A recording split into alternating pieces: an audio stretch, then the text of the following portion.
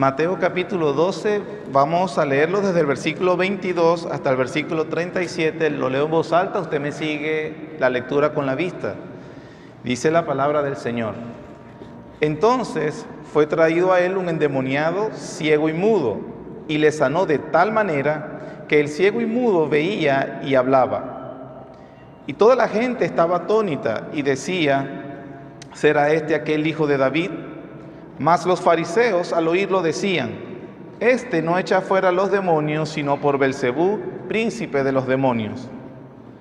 Sabiendo Jesús los pensamientos de ellos, les dijo: todo reino dividido contra sí mismo es asolado, y toda ciudad o casa dividida contra sí misma no permanecerá. Y si Satanás echa fuera a Satanás, contra sí mismo está dividido. ¿Cómo pues permanecerá su reino? Y si yo echo fuera los demonios por Belcebú, ¿por quién los echan vuestros hijos? Por tanto, ellos serán vuestros jueces. Pero si yo por el Espíritu de Dios echo fuera los demonios, ciertamente ha llegado a vosotros el reino de Dios. Porque ¿cómo puede alguno entrar en la casa del hombre fuerte y saquear sus bienes si primero no le ata? Y entonces podrá saquear su casa. El que no es conmigo, contra mí es, y el que conmigo no recoge, desparrama. Por tanto os digo, todo pecado y blasfemia será perdonado a los hombres, mas la blasfemia contra el Espíritu no les será perdonada. A cualquiera que dijera alguna palabra contra el Hijo del Hombre, le será perdonado. Pero al que hable contra el Espíritu Santo, no le será perdonado ni en este siglo ni en el venidero. O haced el árbol bueno y su fruto bueno, o haced el árbol malo y su fruto malo, porque por el fruto se conoce el árbol. Generación de víboras, ¿cómo podéis hablar lo bueno siendo malos? Porque de la abundancia del corazón habla la boca. El hombre bueno del buen tesoro del corazón saca buenas cosas, y el hombre malo del mal tesoro saca malas cosas. Mas yo os digo que de toda palabra ociosa que hablen los hombres, de ella darán cuenta en el día del juicio. Porque por tus palabras serás justificado, y por tus palabras serás condenado. Oremos. Padre bendito, gracias Señor te damos por la oportunidad que nos permites reunirnos y ofrecerte este culto, Señor. Padre, queremos pedirte entonces tu bendición para este momento de la predicación. Te rogamos, Señor, por favor, que nos des oídos para oír, ojos para ver. Que por favor tu gracia nos ayude y tu Espíritu Santo ilumine, selle estas verdades en nuestros corazones, de tal manera que te conozcamos mejor, te amemos, te adoremos mejor, seamos santificados, Señor. También los pecadores sean salvados, y todo para gloria y honra tuya. Permítenos, Señor, entonces entender lo que dice tu palabra al hablarnos de un pecado imperdonable. Oh Dios, ayúdanos por favor, supera por favor la debilidad humana para explicar tu palabra y para entenderla, pero tu Espíritu Santo nos puede ayudar si así lo quiere. Es nuestro consuelo y nuestro descanso en este momento. En el nombre de Cristo Jesús hacemos esta petición, Señor. Amén. Hoy estaremos entonces viendo el título del sermón de hoy es la blasfemia contra el Espíritu Santo, segunda parte, ya que la semana pasada comenzamos tratando este texto. Y una de las cosas que teníamos que tener en claro o siempre tenerlo bien presente a la hora de abordar estas palabras del Señor Jesús es que el testimonio de todas las Escrituras es que Dios es un Dios de perdón. La gloria del Evangelio es la obra que Jesucristo completó para la plena expiación de innumerables pecadores. Es por eso que Isaías, el profeta, 900 años antes que viniera el Señor Jesucristo en persona, llegó a decir: venid luego, dice Jehová, y estemos a cuenta. Si vuestros pecados fueren como la grana, como la nieve serán emblanquecidos. Si fueren rojos como el carmesí, vendrán a ser como blanca lana. Isaías 1:18. El Señor entonces ofreció perdón al rey David por sus pecados de adulterio, por sus pecados de deshonestidad y por su homicidio también el Señor le ofreció perdón a David. El Señor le ofreció perdón a María Magdalena, que es la prostituta que se atrevió a enjugarle los pies cuando estaba comiendo en la casa de Simón el fariseo en Lucas 7, y el Señor le ofreció perdón a ella también. El Señor Jesús le ofreció perdón inclusive al hijo pródigo que malgastó toda su vida viviendo desenfrenadamente en un país lejano. Y el Señor Jesús le ofreció perdón al apóstol Pedro, Simón Pedro, que la noche que lo estaban juzgando injustamente al Señor Jesús, lo negó y blasfemó de su nombre 3 veces diciendo que ni siquiera lo conocía. A él también el Señor le ofreció perdón. El Señor inclusive le ofreció perdón a los líderes judíos que clavaron al Hijo de Dios en una cruz y lo dejaron morir. El Señor también ofreció perdón a Saulo de Tarso, quien sin misericordia perseguía a los nuevos cristianos, y el Señor también le ofreció perdón al miembro de Corintio que se había acostado con su madrastra. Dios ofrece el perdón, esa es la gloria del Evangelio de Jesucristo. No importa cuán grande sea el pecado de los hombres, no hay perdón que sea más grande que la gracia de Dios ofrecida en su Hijo. Puede haber sido un pastor que haya desviado también a su congregación enseñando lo que no es el Evangelio. Aún a él también hay perdón. Dios ofrece perdón porque la sangre de Jesucristo, su Hijo, nos limpia de todo pecado. Dios concede el perdón al más depravado de todos los pecadores. No porque Él lo merezca, sino porque la misericordia de Dios es muy grande. Cuando meditaba en esto, el salmista, el Salmo 130, abrumado por la grandeza de la misericordia de Dios, exclamó: Jehová, si mirares a los pecados, ¿quién, oh Señor, podrá mantenerse? Pero en ti hay perdón para que seas reverenciado. En una de las cartas a Timoteo, el apóstol calmó al joven que probablemente pudiera pensar que sus pecados excedieran la gracia de Dios. Al recordarle a Timoteo la terrible historia del mismo apóstol Pablo, él lo consoló con las siguientes palabras. En 1 Timoteo 1, 12 y 13. Doy gracias al que me fortaleció, a Cristo Jesús nuestro Señor, porque me tuvo por fiel poniéndome en el ministerio, habiendo yo sido antes un blasfemo, perseguidor e injuriador, mas fui recibido a misericordia porque lo hice en ignorancia, en incredulidad. Dios pudo habérsele aparecido a Saulo, que estaba persiguiendo a los creyentes, y pudo haber abierto la tierra para que la tierra se tragase a ese miserable que mataba a los cristianos, pero sin embargo se le apareció para ofrecerle la gracia del perdón. Así que Dios tiene suficiente gracia y perdón para todos los hombres y para toda blasfemia, cualquiera que haya sido este.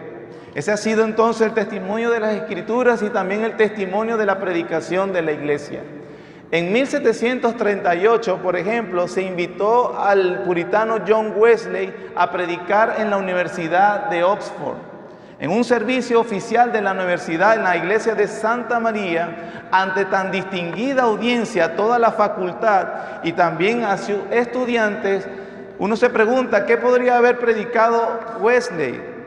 Él predicó un sermón que se llamó Por gracia eres salvo. Wesley predicaba y decía lo siguiente, lo cito: algunos dirán que este perdón es una doctrina incómoda. No, está lleno de consuelo para todos los pecadores, que todos los que creen en Él no serán avergonzados. El Señor que está sobre todos es rico en misericordia para con todos los que le invocan. Aquí hay consuelo tan alto como el cielo y tan fuerte como la muerte. Otros podrán decir, seguía diciendo Wesley, ¿qué? ¿Misericordia para todos? ¿Para Zaqueo, un publicano ladrón?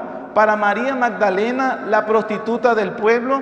Escucho a alguien preguntar, entonces, ¿incluso yo puedo esperar misericordia? Sí puedes, decía Wesley.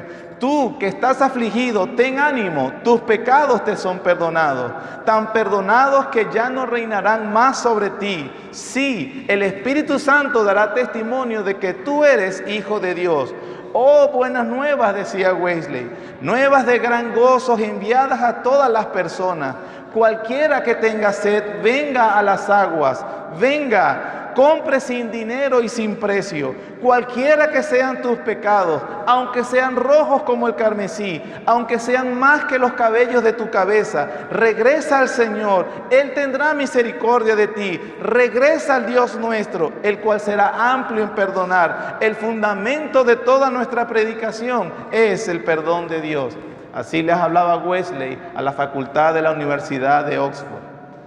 Eso nosotros, hermanos, tenemos que tenerlo claro, porque si alguno de nosotros pudiera estar obsesionado hoy con un pecado que haya cometido, se puede consolar en saber que Dios le ofrece perdón. Le ofrece perdón a cada uno de nosotros, aunque todas las semanas estás escuchando el mismo sermón, aunque creas que no te has arrepentido y que quizás sea muy tarde, Dios hoy te ofrece el perdón también. Las nuevas buenas de misericordia se ofrecen a todas las criaturas, por excesivos y corruptos que sean sus pecados, sin importar qué tanta pena y dolor haya causado ese pecado. Ese es el mensaje del Evangelio. Pero nuevamente, las Escrituras hablan de un pecado que es imperdonable.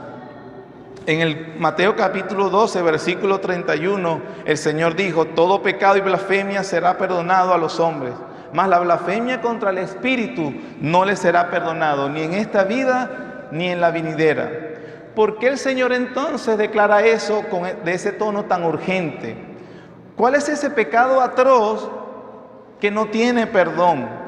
¿Es uno de los 10 mandamientos? ¿Es la violación de uno de esos mandamientos que hunde para siempre al hombre sin perdón en el infierno? Nuestro Señor, hermano, nos advierte con respecto a un pecado. Lo habla en Mateo 12, lo repite en Marcos capítulo 3 y lo insinúa en Lucas capítulo 11. Significa que es una palabra bien seria de parte de Dios. Son una palabra de advertencia. Es una advertencia, inclusive, existe una herejía que se le llama el universalismo. El universalismo dice que todos los hombres, todos sin excepción, todos los hombres serán perdonados por Dios y van a ir al cielo. Pero el Señor Jesús está hablando aquí de un pecado que no le va a ser perdonada a las personas. También este mensaje o este pecado nos advierte a no pensar ligeramente sobre el pecado. No nos permite pensar ligeramente sobre el perdón de Dios, como que si fuera un trabajo, una obligación que tiene Dios hacia las personas. La Biblia enseña que así no es. Dios no está obligado a darte el perdón. Sin embargo, la Biblia enseña que Él es perdonador, pero también enseña que hay un pecado que es imperdonable. Y desde la semana pasada estamos tratando de identificar cuál es ese. Para aclarar, hermanos, les voy a decir primero lo que no es el pecado imperdonable. El pecado imperdonable no es la blasfemia. Mucha gente piensa que la blasfemia contra Dios pudiera ser el pecado imperdonable. Pero tenemos que ver, y eso por lo que dice el versículo 31 en la parte B, mas la blasfemia contra el Espíritu no le será perdonada. Sin embargo, la parte A del versículo 31 nos dice: todo pecado y blasfemia le serán perdonados a los hombres. En el siglo XVI se escribió un catecismo en la ciudad de Heidelberg. En la pregunta número 100, ellos hacen cuál es el pecado que Dios más fuerte, más cruel, el cual Dios no le agrada y que debemos evitar. Ellos responden que ese pecado es la blasfemia. En la respuesta dice: no hay mayor pecado ni cosa que a Dios ofenda más que el profanar su nombre. Y ciertamente la Biblia dice que está prohibido usar su nombre en vano. Sin embargo, a ese pecado Dios le ofrece perdón. Como dije hace un momento, Saulo de Tarso, antes de ser el apóstol Pablo, o antes de ser convertido, mejor dicho, anduvo, según Hechos 26, de sinagoga en sinagoga y persiguiendo a los cristianos para obligarlos a blasfemar el nombre de Cristo. El castigo que hacía Pablo sobre los cristianos era tanto que los oprimían y los torturaba de una manera hasta que ellos dijeran o maldijeran el nombre de Jesús. Sin embargo, Saulo fue perdonado por eso también. Así que el pecado imperdonable no es la blasfemia. Otras personas piensan a veces que el pecado imperdonable tiene que ver quizás con una inmoralidad sexual. La Biblia dice que por más horrendo, y por supuesto no estoy minimizando los pecados de índole sexual, pero no son el pecado imperdonable. Es cierto que hoy día existen toda clase de aberraciones sexuales y que se trivializan de manera espantosa y descarada. Los resultados del pecado sexual no se deben minimizar porque destruyen a las personas, destruyen la paz, la pureza, propaga enfermedades sexuales, rompa familias, causa mucho dolor. Pero los pecados sexuales no son los pecados imperdonables. Vamos a 1 Corintios capítulo 6.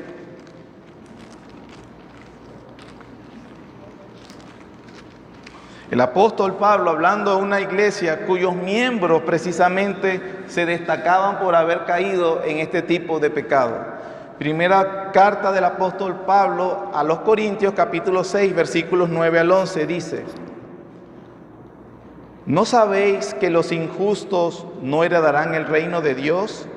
No erréis, ni los fornicarios, ni los idólatras, ni los adúlteros, ni los afeminados, ni los que se echan con varones, ni los ladrones, ni los avaros, ni los borrachos, ni los maldicientes, ni los estafadores, que ninguno de esos que heredarán el reino de Dios. Versículo 11, y esto erais algunos, mas ya habéis sido lavados, ya habéis sido santificados, ya habéis sido justificados en el nombre del Señor Jesús y por el Espíritu de nuestro Dios. Aunque es verdad que el apóstol enumera aquí una serie de pecados de personas que las personas que practican estos pecados no entrarán en el reino de Dios, la otra verdad también es que a pesar de haber caído en esos pecados, gloria a Dios, la iglesia, el pueblo de Cristo estaba compuesto por personas a los cuales Dios les había perdonado esos pecados. No importa haber caído en cualquier pecado de inmoralidad sexual. La gracia de Dios te limpia de ese pecado. Esto erais, dice el apóstol. Esto erais, y gloria a Dios por lo que éramos, pero que gloria por la salvación que hay en Cristo, ya no lo somos. A pesar de que los pecados de índole sexual son realmente repugnantes, no hay nada en las Escrituras que nos diga que sea el pecado imperdonable. Así que les he dicho que no es la blasfemia, no son los pecados de índole sexual el pecado imperdonable, tampoco es el suicidio. Algunos creyentes o algunas discusiones se dan con respecto al suicidio, pero el suicidio no es el pecado imperdonable. El carcelero de Filipos trató de matarse precisamente cuando pensó que se habían librado todos los presos en los cuales él estaba encargado. Era preferible para él quitarse la vida que asumir las consecuencias de lo que estaba sucediendo. Sin embargo, a pesar de que ya estaba a punto de ejecutarse a sí mismo, Pablo le gritó: no te hagas daño. Le predicó el evangelio y él fue perdonado. Así que si alguno de los que estamos acá has coqueteado con la idea del suicidio, quiero decirte, ese no es el pecado imperdonable, también tienes perdón por él. Si alguno de los que está acá ha intentado suicidarse y por la misericordia de Dios estás aquí presente, quiero decirte de parte de Dios, ese pecado es perdonable también. El suicidio no es el pecado imperdonable. Para todos entonces que me están escuchando, que se sientan turbados por los pecados de blasfemia, de inmoralidad sexual, de suicidio o de cualquier otro pecado, debe escuchar las palabras de Cristo en capítulo 12, versículo 31a. Por tanto os digo, todo pecado y blasfemia será perdonado a los hombres. Ese es nuestro Dios. Esa es la gloria del Evangelio. Pero seguimos con la pregunta: ¿cuál es el pecado imperdonable, según el versículo 31. Se lo voy a decir de manera corta y resumida. Recuerda el contexto de lo que está pasando. El pecado imperdonable entonces es el rechazo deliberado y desafiante a la obra del Espíritu Santo, señalando a Jesús como Dios encarnado. Esa es la blasfemia contra el Espíritu Santo que no será perdonada. Repito, es el rechazo deliberado y desafiante a la obra del Espíritu Santo, señalando a Jesús como Dios encarnado. Recuerden, en el contexto del pasaje, desde el versículo 22, y lo que estamos viendo acerca de que Él es el siervo escogido, señalado y ungido, y que había manifestado el poder del Espíritu Santo como nunca nadie lo había hecho, los fariseos, en vez de reconocer y venir a Jesús como el siervo de Dios escogido, como el Mesías, como el Hijo de Dios encarnado, ellos atribuyeron eso a Satanás. Rechazaron la evidencia y rechazaron lo que el Espíritu Santo claramente les mostraba. Ese es el pecado imperdonable. Al rechazar el testimonio del Espíritu Santo, los hombres se colocan a sí mismos en una situación de la cual no hay retorno, ya que solo se puede tener perdón de pecados, lo que hemos estado hablando en la primera parte, solamente se puede tener perdón de pecados por el arrepentimiento ante Jesús y reconocimiento de Él como el único camino al Padre, señalado y vindicado por el Espíritu Santo. ¿Cuál es la obra del Espíritu Santo entonces? Señalar a Jesucristo, a Jesús, como el único camino al Padre, para que vengas a Él en arrepentimiento y perdón de tus pecados. Ahora, si la persona rechaza ese señalamiento del Espíritu Santo, está rechazando a Jesucristo. No tiene perdón. Eso es lo que enseña. No es algo muy misterioso, no es un enigma, es muy claro en las Escrituras. Por lo tanto, hermanos, no hay pecado tan grande que la preciosa sangre del Hijo con infinito valor ante Dios no sea suficiente para pagar por ese pecado. El asunto es que el perdón solo llega a aquellos que creen en el Señor Jesús. Y como dice Pablo, nadie puede llamar Jesús Señor sino por el Espíritu.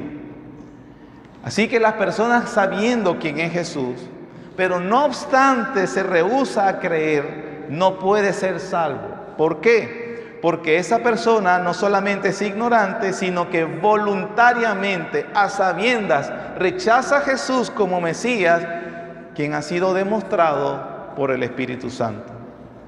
El único pecado imperdonable es cuando la persona rechaza consciente y deliberadamente la operación del Espíritu Santo que da testimonio de la verdad de Jesús como Salvador.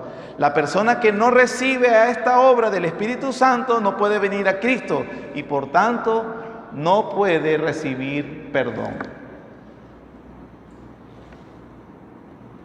Ahora, recuérdese que la audiencia que el Señor Jesús le dice eso, tuvo una oportunidad de escuchar al apóstol Pedro predicar y ellos creyeron. Un comentarista dice acerca del pecado imperdonable, o del versículo 31. Este versículo entonces es una solemne advertencia contra el rechazo persistente y deliberado a la llamada del Espíritu Santo a la salvación en Cristo. La falta de respuesta humana conduce inevitablemente a la insensibilidad moral y a la confusión de las cuestiones morales en las que se acepta el mal como si fuera bueno. En semejante estado de mente, el arrepentimiento no es posible para el corazón endurecido, porque ya no es posible reconocer el pecado y la oferta de misericordia de Dios es rechazada de forma perentoria. ¿Cuál es la advertencia entonces?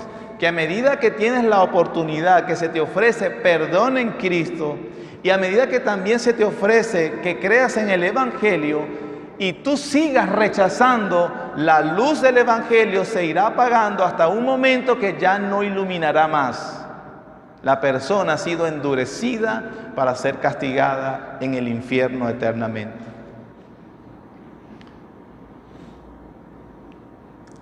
Sin embargo, hay algo que tenemos que tener en claro también con respecto a la blasfemia del Espíritu, con lo que estamos hablando, la blasfemia contra el Espíritu Santo. ¿Cuál es la diferencia? Porque el Señor Jesús dice, a cualquiera que diga algo contra el Hijo del Hombre le será perdonado, pero al que hable contra el Espíritu Santo no le será perdonado. Es decir, que podemos blasfemar contra Jesús, pero no deberíamos blasfemar contra el Espíritu. Quisiera hablarles de esa distinción acerca de poder blasfemar contra Jesús, pero no poder blasfemar contra el Espíritu Santo.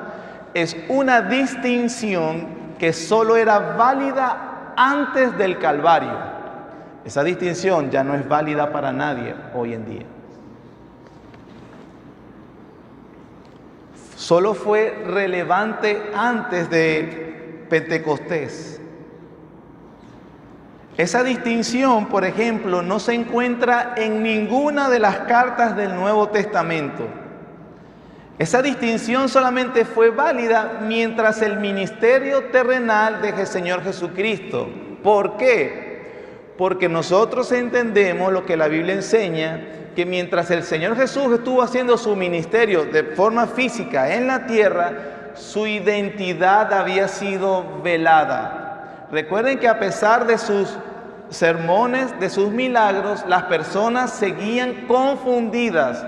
Inclusive algunos de sus discípulos más cercanos no comprendían la identidad del Señor Jesucristo. Es lo que en teología se le llama el estado de humillación del verbo. La gente veía y lo podía menospreciar. Su gloria era velada ante los hombres. Por lo tanto, cuando el Señor hacía algunas de estas cosas trascendentes, mientras Él estaba en la tierra, se podía perdonar que alguien no lo reconociera como tal. Tanto así que el Señor Jesús le preguntó a sus discípulos, ¿quién dice la gente que soy yo? Algunos Elías, algunos Juan el Bautista que resucitó, algunos dicen que eres un profeta. ¿Y vosotros? Pedro dijo, tú eres el Hijo del Dios viviente. Bienaventurado Pedro, no te lo reveló sangre y carne. Y aún así, ninguno de sus apóstoles estaba claro sobre la identidad de Jesucristo. Es luego de Pentecostés, después de la resurrección, que ellos ven al Cristo resucitado, que ellos ven al Cristo ascendido y que el Espíritu Santo es derramado sobre ellos, es que ahora ellos comprenden la vida, la obra, la muerte y la resurrección de Jesús. Y ahora lo escriben para nuestra fe. Así que esa distinción era válida solamente en ese tiempo. Hoy ya no. Es lo mismo blasfemar contra el Hijo, contra Dios o contra el Espíritu Santo. Rechazar el testimonio del Evangelio es el pecado imperdonable.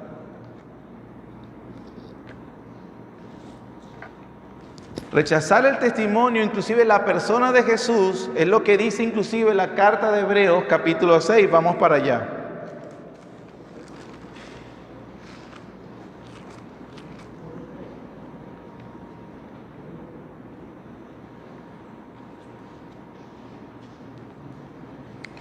Capítulo 6, versículos 4 y 6.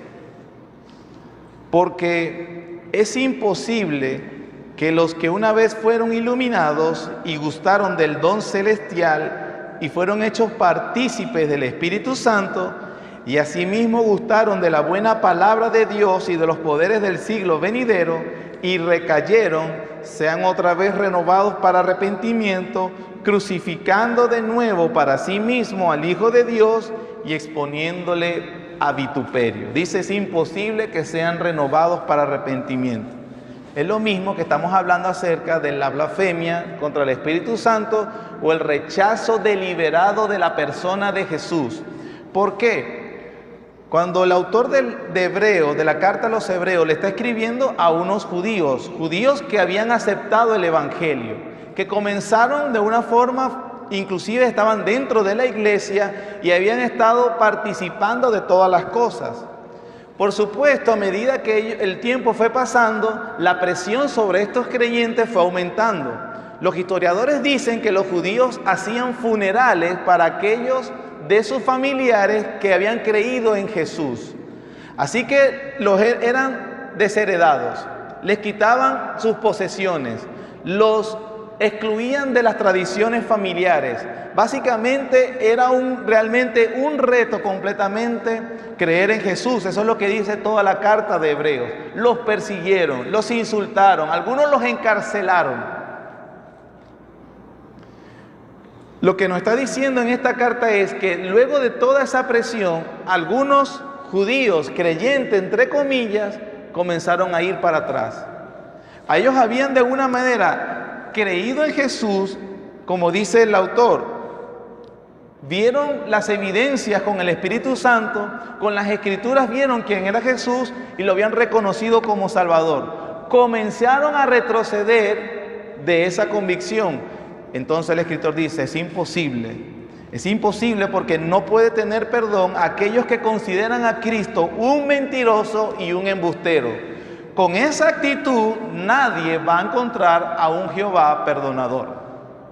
Como ellos estaban rechazando entonces la identidad de Jesús, entonces el escritor de Hebreos, no tendrán perdón.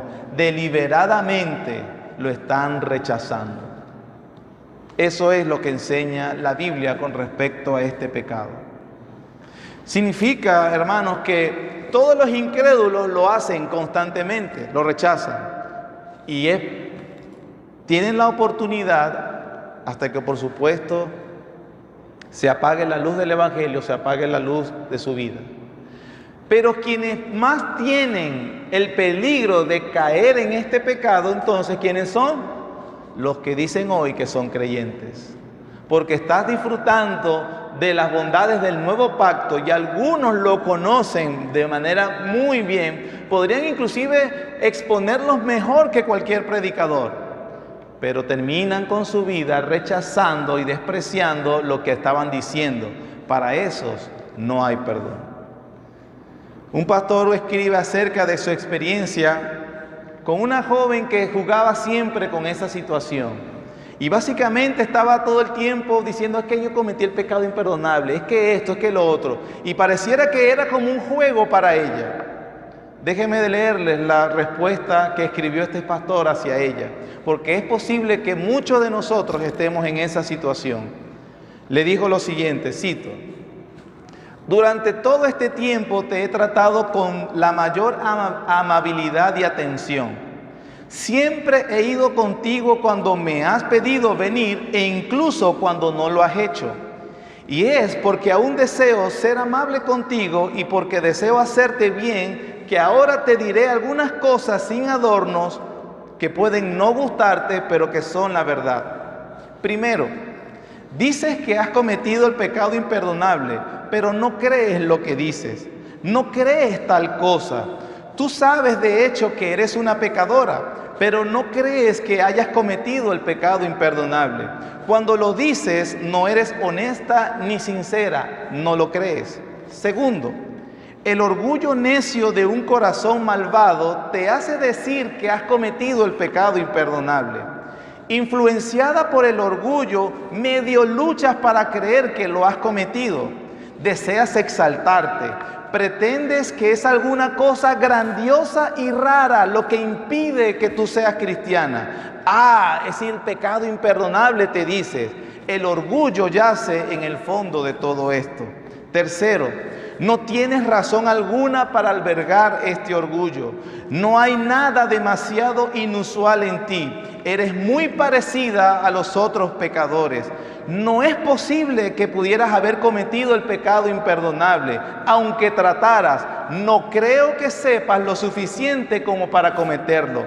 ¿Por qué?, replicó ella. Ese pecado no existe. Sí, sí existe, le respondió, pero no sabes lo que es. Y tú no sabes lo suficiente de Jesús como para cometerlo. Cuarto, eres una de las criaturas más farisaicas que he conocido. Tratas de pensar que no es tanto por tu culpa, por la culpa de tu impiedad, que no estás dispuesta a ser cristiana y que lo serías si no fuera por ese pecado imperdonable que en tu orgullo intentas creer que has cometido. Finges que no es tu actual y acobijado pecado que te mantiene en tu falta de arrepentimiento. Eres lo suficientemente buena seguramente para arrepentirte. Te arrepentirías, de verdad lo harías, pero es por ese pecado imperdonable. La culpa está en Dios, no en ti. Ese es tu corazón, lleno de justicia propia y de orgullo. Quinto, tu malvado corazón persiste en esta idea del pecado imperdonable como una excusa de tu continua falta de arrepentimiento y como licencia para vivir cada día en la indulgencia del pecado, la incredulidad y la desobediencia a Dios. Tu excusa no se sostendrá, lo haces de dientes para afuera. No es el pecado imperdonable lo que te impide ser cristiana, sino la maldad de tu corazón, tu orgullo, tu vanidad y tu falta de sinceridad. Jamás volveré a decirte algo sobre el pecado imperdonable. Si tú tuvieras una convicción real y justa del pecado, nunca nombrarías el pecado imperdonable. Y esas palabras son tan certeras para mucha gente que cree y que pretende jugar a ser cristiano.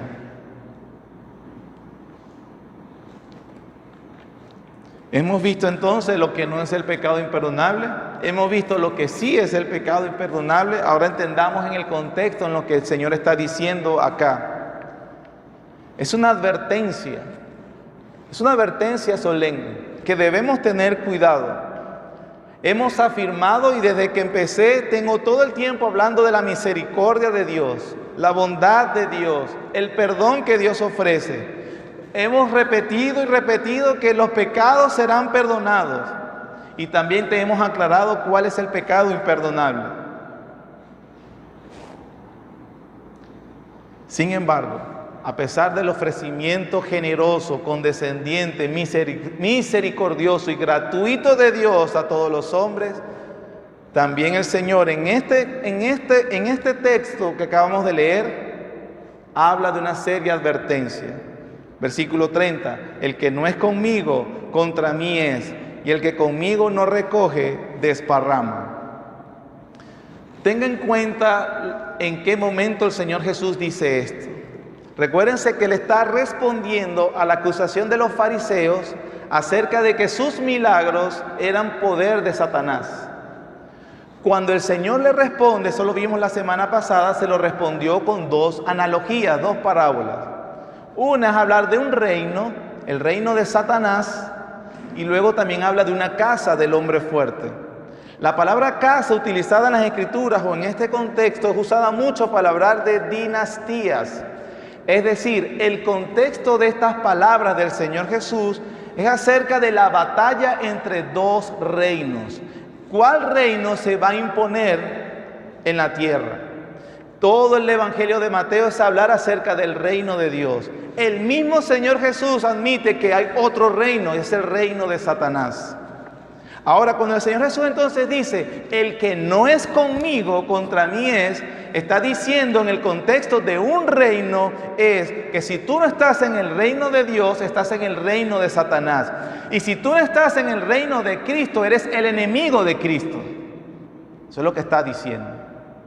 Es verdad que Él te ofrece y ha enviado a los embajadores de Él para que bajen las armas y se arrepienten porque el rey viene. Pero aquel que rehúsa arrepentirse, entonces está en contra del reino de Dios. Y la Biblia dice varias veces el Señor que Él viene, sus vestidos están manchados de sangre. Esa sangre es la sangre de sus enemigos.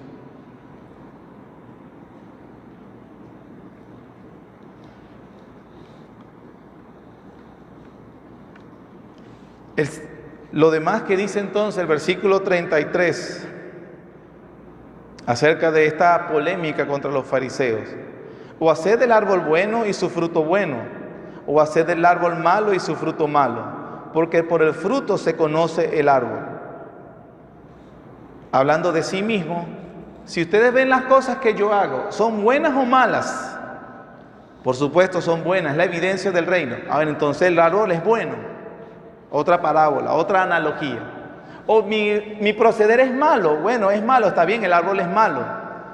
Pero entonces, ¿qué es lo que él está hablando? De la incoherencia y la inconsistencia de sus acusaciones.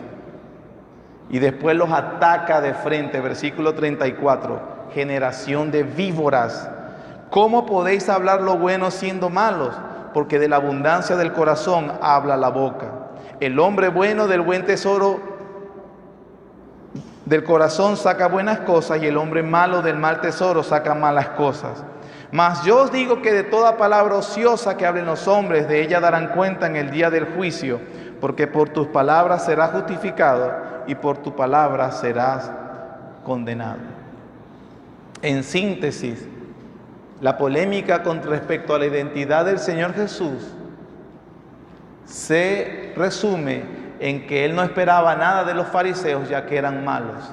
Eran la generación de víboras, que era imposible que vieran al Hijo de Dios encarnado, aunque estuviera al frente de sus ojos, obrando con el poder del Espíritu Santo como nunca nadie lo ha hecho ni lo hará.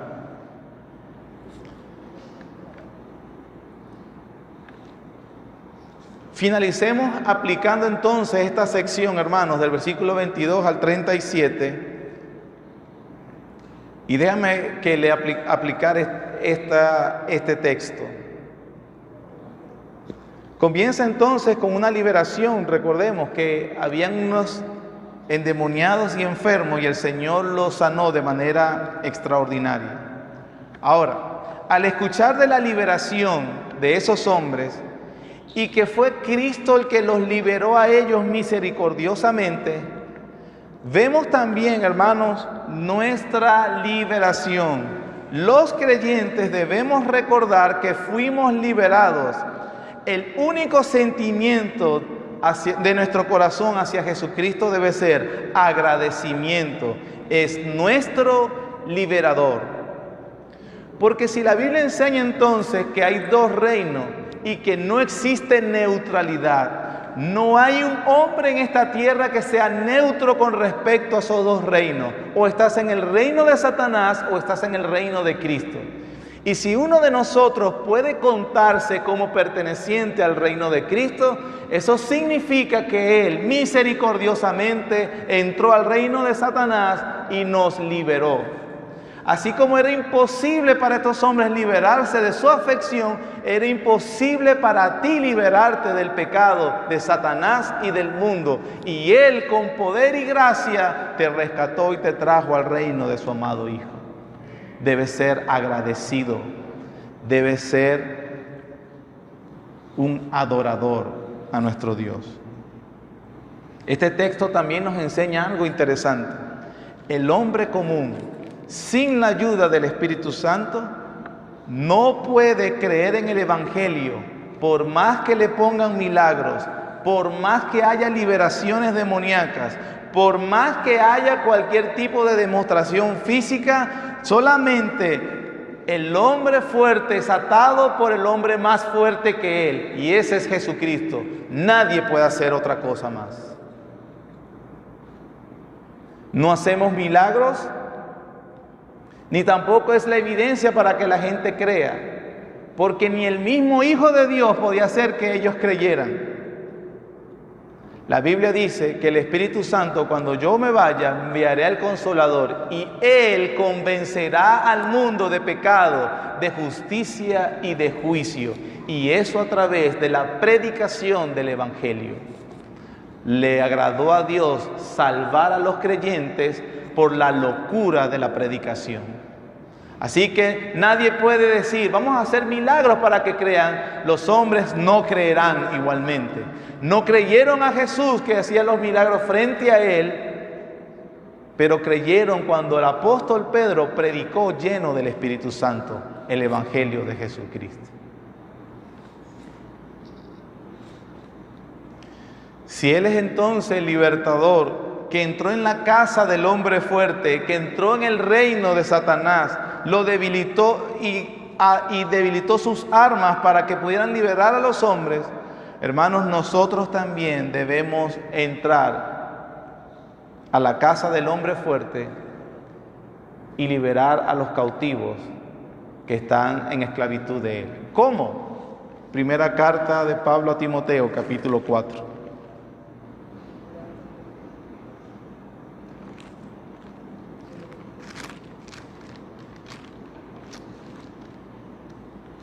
Perdón, dije, es segunda carta a Timoteo, capítulo 2, versículo 24. Segunda carta de Pablo a Timoteo, capítulo 2, versículo 24. Dice la palabra del Señor: porque el siervo del Señor no debe ser contencioso, sino amable para con todos, apto para enseñar, sufrido. Sufrido significa paciencia, paciente. 25. Que con mansedumbre corrija a los que se oponen, por si quizás que Dios le conceda que se arrepientan para conocer la verdad y escapen del lazo del diablo en que están cautivos a voluntad de él. Nosotros podemos hacer, o estamos llamados a hacer esa obra, pero predicando el Evangelio, con mansedumbre, con paciencia y con tranquilidad, mostrando la verdad de Dios. Y Dios concederá que sean libertados si creen el Evangelio, como lo dice su palabra. Tercero, si nosotros entonces vemos el cuadro que nos dibuja Timoteo 12, versículo 22 al 37, ¿cómo se ve o cómo luce el poder del demonio, que es un poder, al lado del poder de Dios en Jesucristo? Cuando llegaban los endemoniados a Jesús, de hecho dice también Mateo capítulo 9 que ellos gritaban despavoridos al verlo de lejos. Y Jesús le decía, cállate, para que no lo descubrieran. Le decía, cállate, y tenían que callarse. Y le pedían permiso, permítenos ir para allá. Y entonces, bueno, dale. Y los demonios obedecían. ¿Cómo luce el poder de Satanás, que es un poder, al lado del poder de Dios? Es lo que la iglesia debe pensar hoy. ¿Cómo luce entonces? ¿Será correcto, hermanos, que la iglesia se pase obsesionada con todo el tiempo con el poder de Satanás? ¿Es justificable que la gente hable constantemente del diablo?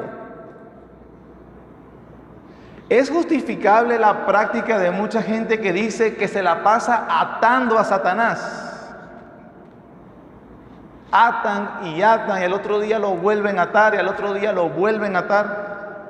¿Es justificable que la iglesia se la pase limpiando los aires? Hay que limpiar los aires, un demonio aquí, un demonio allá. ¿Será correcto que estamos llamados a enfocarnos en exorcismos? Por cierto, exorcismos que duran horas y horas y horas, de gritos y de todo eso.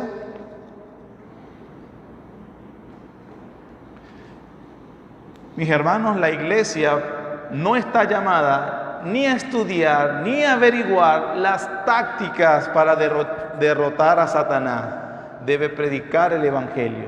Y sí, hay una obsesión que debería caracterizarnos. Sí, hay una cosa que debería tenerlos entre ceja y ceja. Es estudiar y conocer a la persona de Jesús y su obra.